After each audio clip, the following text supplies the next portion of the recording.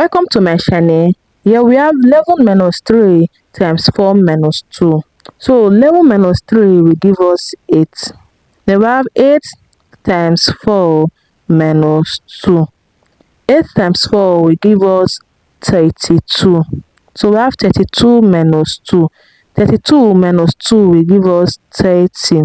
So 30 is the wrong answer to this expression because we did not work with the order of operation, which is PEMDAS. In PEMDAS, we have parentheses, exponents, multiplication, division, addition, and subtraction.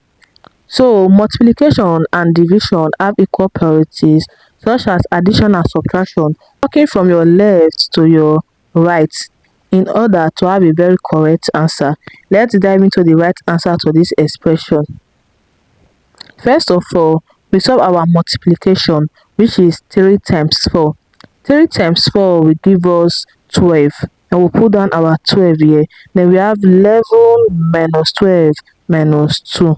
11 minus 12 will give us negative 1. Then negative 1 minus 2 will give us negative 3. So negative 3 is the right answer to this expression. I hope you find this video helpful. Please don't forget to like, comment, and subscribe. Thanks for watching.